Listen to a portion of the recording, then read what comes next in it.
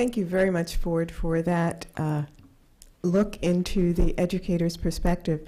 Very important for us to realize that we need to craft our messages to the audience that we want to reach, and that we need to start reaching them much earlier on in the process. So good food for thought. And with that, now we're due for a break, and we need to be back here for 3 o'clock. Okay, thank you. So our next speaker has come across the ocean to join us, and Kirk Leech will be giving us the European perspective. Kirk represents the European Animal Research Association, which is a communication and advocacy group that works to inform the public. So, Kirk? Yes, thank you very much. It was a long swim. So thank you for EARA for inviting me to this event. As EARA is a new association, please give me a few minutes to explain really what my association is about, and then I will address the core of my presentation. If I can find the flipper.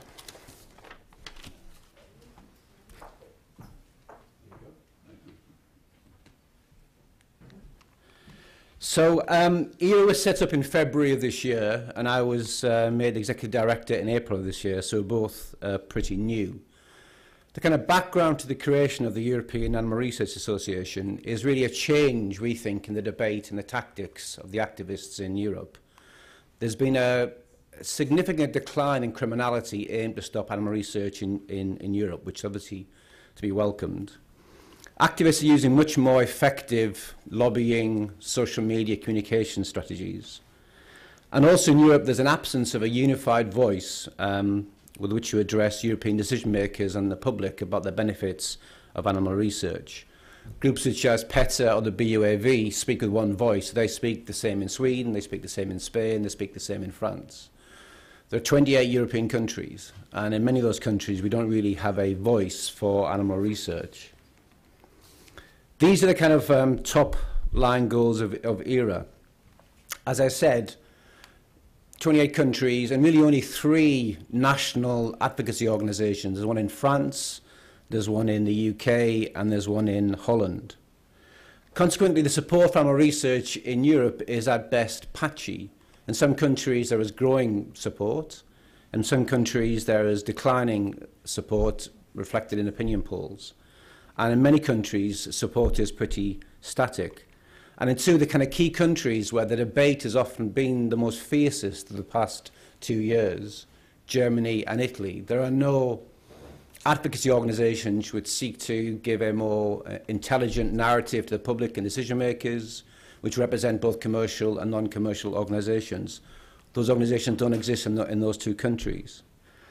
As you will see from the point number 4, addressing the ongoing crisis in the transport of large animals was really one of the key motives that led to the creation of EARA. And significantly, if you look at, say, Air France, which I'll talk about a little bit, a great deal of the campaign to stop Air France transporting non-human primates takes place actually in Germany, not so much in France. And really, there's a constant narrative to the public about the misuse of non-human primates, as they would say, with very little positive explanation to the public coming forward. So, since we were created, increasing choice and sustainability in the transport of wild animals has been a key priority for EARA. Partly this has been done through proactive and reactive communications. These are some of the articles that we've written and been on the BBC and on TV. We've met with Air France to really work with them to discuss how we can help them to continue to transport research animals.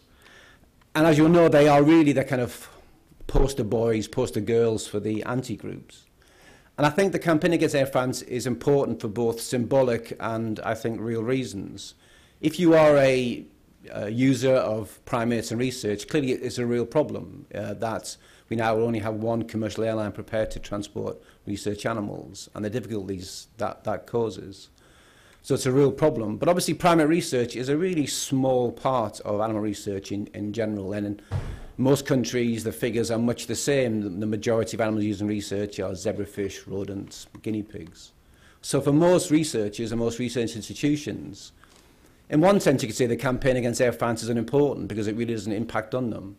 But I think that's a bit of a narrow way of looking at it. I think the campaign against Air France has a real symbolic importance. Because if Air France, for example, were to be convinced not to transport research animals, it's highly unlikely that those people who were here yesterday morning and their kind of friends are about to retire, put their feet up. Clearly, a kind of a victory against Air France would embolden them to increase their kind of activities against all research animals being transported. So even if your institution, yourself aren't involved at all in primate research, I do think it has a real symbolic importance, and I think that that is why it is emboldened on the research community to support Air France and to do what we can to deal with the challenges that they face. So along those lines, one of the things we did in the UK was to work with the UK government to write a letter to the Guardian newspaper, a bit like your New York Times, I guess you could say it. It's quite a significant letter, and I think probably it's a letter that's kind of not been seen before. It was a letter which not only supported animal research, it supported the use of primates. The letter was written by the government science minister. So it supported animal research, the letter supported primate research, and actually supported openly and backed Air France. And how unlikely that is that a UK science minister for a UK government would support a non-UK airline.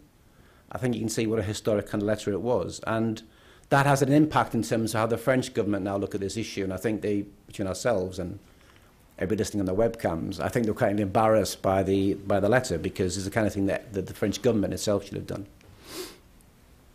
I mean, we discussed yesterday the kind of stormy weather that it would seem is facing the kind of use of animals in research. And I think using that kind of metaphor, if you look at the kind of European situation, the forecast is, one would say, pretty gloomy. I mean, I think that it's important, I think, to recognise that it's not just the activities of animal rights activists that have caused problems with the transport of animals. I mean, as we discussed yesterday, there are a number of different factors. I mean, I think that the impact of the activists on transport providers has led to many of them capitulating, being very nervous about the issue. I think the historic isolation of transport providers in the supply chain has meant that quite often they've taken decisions about giving up on transporting animals. And I don't just mean airlines, I mean ferry companies as well. I think their isolation in the supply chain has often meant that they take these decisions without having any cognizance of the social impact of it or the impact on the research community. And I think, as Greg outlined, I think very well yesterday, there's often very little financial incentive for transport companies to move animals, in particular moving dogs and non-human primates. I think this kind of toxic situation has created a situation where it has allowed many transport companies to give up, not just because the activities of activists, but to basically give up on using animals in research. I just want to give you an example of what this means and look at the UK as an example. I mean, there are no longer any commercial maritime means available to the UK to transport animals in and out of the UK. Without stating the obvious, the UK is an island, and without ferries or without, obviously you can't move them by land, there's very few options. Eurotunnel with the railway also refuses to move research animals. And with the ongoing boycotts by the airlines and the ongoing boycotts by many cargo handlers, the UK now is pretty much isolated in terms of moving animals. Animals obviously do get in at a very higher cost, often through charter airlines.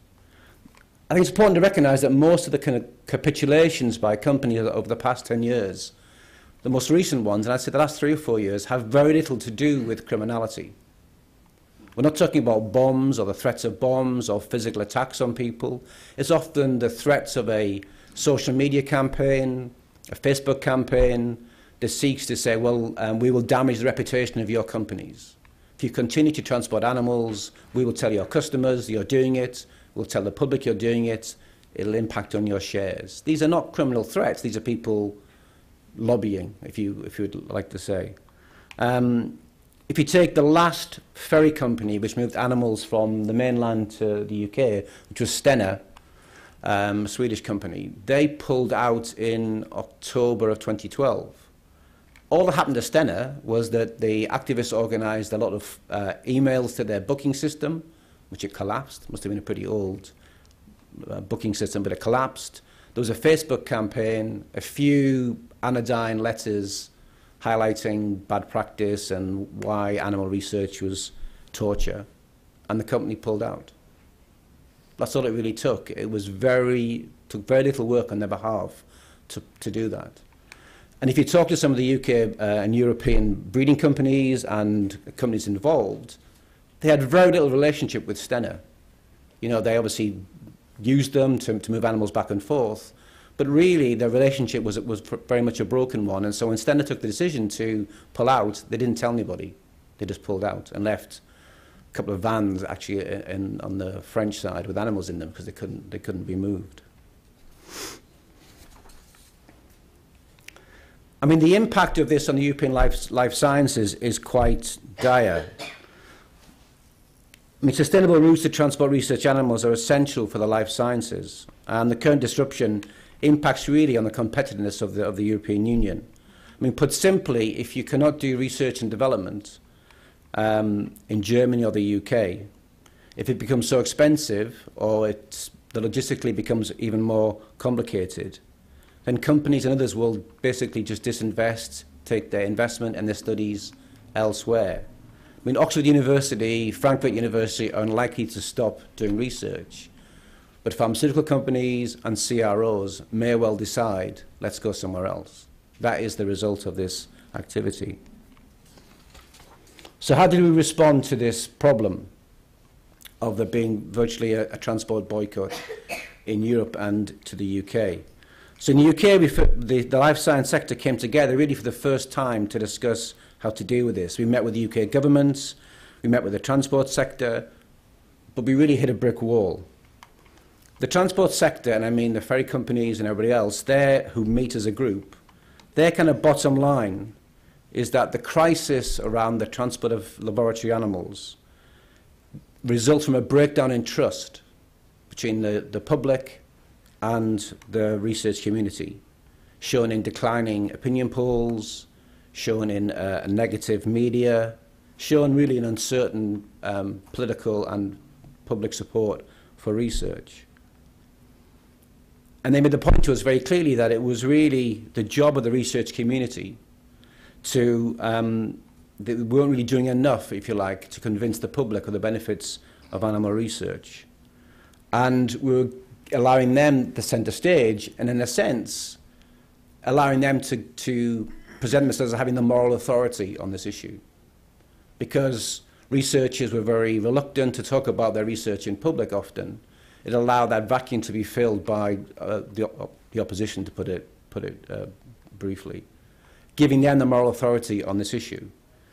And the transport companies made the point to us that until that trust question was dealt with, was won back, if you like, by the research community, and the research community needed to make a stronger case to the public and decision makers about the benefits of animal research. Till that kind of trust was kind of won back, this issue would remain toxic for them, and they wouldn't really touch transport. So we hit a brick wall, effectively. They said the onus is on you to change the environment and to deal with the trust question. And they have a point. This was actually released in the UK today. This is the latest Ipsos Mori opinion poll. They carry out opinion poll on behalf of the UK government every 2 years originally, but now it's going to be every year, looking at support for animal research. And the findings really show that acceptance of animal research in the UK within the field of medical research remains high, but has dropped over the past 12 years. Around 2/3 of the UK populations, or 64%, agree that they can accept animal experimentation so long as it is for medical research purposes. 2012 and in 2002, that was around 70-odd%, 76%. So it's gone down about 12%. And the trend reveals a kind of a waning in support for animal research in the UK. Another finding from the poll, as I said, released in the UK today, is that the public don't feel they are informed enough about animal research. So if you can see from the figures here, about 63% in total feel uninformed about the science and scientific research and developments. Quite a sobering message, I believe. So we do have a problem here, and one which the activists, I think, have been very keen to exploit, and one I think which the transport sector has really understood. What is interesting, though, is that if you look at the figures here, the one area of activity which the UK public doesn't support, actually, is the targeting of the transport companies. The vast proportion of people polled see the targeting of transport companies as unacceptable. The forms of protest against animal research they support are things like writing letters, handing out leaflets, organising protests, putting stickers in your windows, or as you do in this country, bumper stickers. Criminal acts against transport companies or using physical violence or threats really is not accepted by the UK population. And I do think the activists have seen this coming. Not just the changed law enforcement environment in the US as in Europe puts a quite high tariff now on criminality involved in animal research. But I think these figures, the activists know what's going on, and so they really have changed their tactics. They understand the consequences of this, that their kind of criminal activity really is not going to be the key for them. And so they've changed their tactics, and I'm going to argue so do we. There has been a global decline in animal rights criminality, much more towards social media, lobbying and communications. And the activists really understand that the way to shift companies involved in the supply chain is to attack their brand. It's to make it seem that in the kind of cost-benefit analysis, there's nothing to be gained from being involved in this. This is just, again, latest figures. This indicates this is Europe, but it shows a real decline in criminal activity. And virtually in the whole of Europe, 28 countries, there's virtually no criminal activity any longer against animal research. Now, one would be naive to believe that will last forever, but it's flatlined for a very, very long time. I haven't got US figures here, but I would guess it's pretty much the same. I mean, there are people in here who've forgotten more about the US situation than I'll ever know, but my guess would be is that the US situation would follow a kind of similar trend. So these aren't the threats we face in Europe. What are the threats? This is an example. So this is the Citizens Initiative. It's a petition put together by the animal rights activists in Europe to oppose animal research and to oppose animal research transportation. And they gained 1 million signatures. And you can see really where the activity is mainly focused, Italy and Germany. I mean, the petition is about trying to get the European Parliament to reopen debate about animal research and to end animal research. It won't happen, but it's indicative, I think, of a large percentage of people who are prepared to put their name to something like this. Now, obviously, it's lazy activism. It's just, I think it's called clicktivism, where you basically just click a button on your computer. But I think it's important to recognise that there is, these activists are intent on using whatever means they can to shift the debate. This is a second activity taking place in Europe. This is a plea on behalf of all of the animal rights groups in Europe have come together to seek to run an advertising campaign sometime this year, October, November, to oppose all animal research. So all these groups here are all the main animal rights groups in Europe, including the well-funded ones, the BUAV and PETA. They're intent on funding an advertising agency to run a high-profile, punchy advertising campaign in most of the European countries to oppose animal research. Quite a significant move, I think. It's never really been done before. There have been occasional advertising campaigns, but I think this is the first, which would be a pan-European one. So I would say these are the kind of challenges that we face. I now briefly want to give you 3 examples of some of the initiatives we're carrying out in Europe to try and deal with this problem of the animal transportation crisis and activities such as these. I think you'll understand if I have to be a little bit circumspect about some of the initiatives, but hopefully you'll see what I'm talking about. So this is the first one. This is an initiative which EARA was quickly involved in. It's called the Concordat and Openness and Animal Research. It's a UK initiative, but we are hoping to take the spirit of this into the European Union.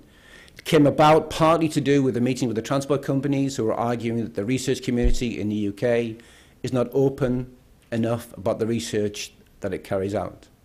Spent a long time doing this, and the Concordat was finally launched in May of this year, with 80 organisations involved, of which you can see we're talking about significant, not just UK or European, but global players.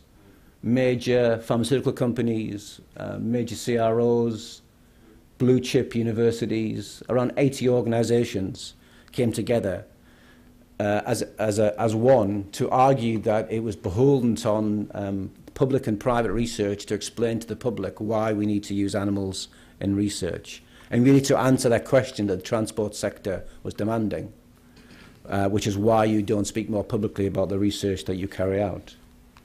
And these are some of the principles that are involved. I mean, it's an historic attempt to deal with the challenges of animal rights activism in the UK. And I think it's important because we hope it's going to develop a more positive narrative on this. So universities and companies now have to take decisions about the commitments they put themselves down to. And they'll be held to, I wouldn't say ransom, but held to what they have signed. And that's important because it will hopefully deal with, I mean, the speaker before me talked about where do people get their information from. Well, hopefully they're going to have a flood of information in this situation. And really it was partly done, as I said, to address the direct request of the transport companies that the research community is too quiet about the work that it does. This is a second initiative which EARA has embarked on. And we're currently involved in a public information project with the go-ahead of a European transport provider, looking at the question of the pet passport scheme. Now, this scheme allows pet dogs, pet cats, ferrets, to move back and forth from Europe to the UK without going to quarantine. Clearly, for companies that move people and goods across the North Sea, it's a very kind of beneficial project for them because it encourages people to use their transport. I mean, the pet passport scheme came through animal research. You know, the dogs, the cats, the ferrets have to show they've had rabies vaccinations or worming. So the basis of the pet passport scheme is animal research. And we've been doing leafleting and talking to customers on both sides of the North Sea to basically explain that to them. And so far, the response has been very positive. And the idea, obviously, is to show that to the companies involved that really it's in their brand's interest. It's in their company's interest to be associated with research like this. If a lot of their customers are using this scheme, then why should they be ashamed about transporting, research animals? It shows they're an ethical company because they're involved in supporting schemes which benefit animals. The third initiative we're involved in direct collaboration with a transport company in Europe, is we carried out a recent market survey of their customers. I mean, the survey sought to understand the ethical consumption patterns of their customers. And questions addressed issues such as, do you support medical research charities? Do you fund, have you given money to medical research charities? Would you change your bank account if you knew your bank was involved in animal research? How ethical are you? I mean, we're still kind of crunching the numbers because the survey took place over the summer. But what was quite interesting was about 85% of the people who surveyed, and we surveyed over 700 people, which is a significant survey group, over 80% of the people surveyed had actually given money to medical research charities. Another 20%, which is an interesting figure, who said they would change their bank account if they knew their bank was involved in animal research. Of that 20%, over 80% of that 20% had actually funded themselves medical research through giving money to medical research charities. And clearly most of those medical research charities fund animal research. So you can see it's a complicated issue. But I think this is an important development, actually, because I think that it shows that, and again, with working with these companies, the idea is to try to make the point to these companies that really, you know, if your customers are funding medical research, and this medical research involves using animals, isn't it good for you to be on the side of that? You know, doesn't your brand be enhanced by being associated with attempt to understand and find cures to dementia and Parkinson's disease? Doesn't your brand benefit by being associated with cures for breast cancer? And that's really what we're trying to do. Now, I'm not saying any of these are a golden bullet. They're not. But it's an attempt to look at the kind of cost-benefit analysis discussion which we discussed yesterday, to try and find a way through the kind of brick wall, which is that for most transport providers, the financial argument really is not going to be enough. It won't be enough to shift them. So we need to find more imaginative answers to that problem, and that is what we're currently trying to do in Europe. So, thank you for inviting me.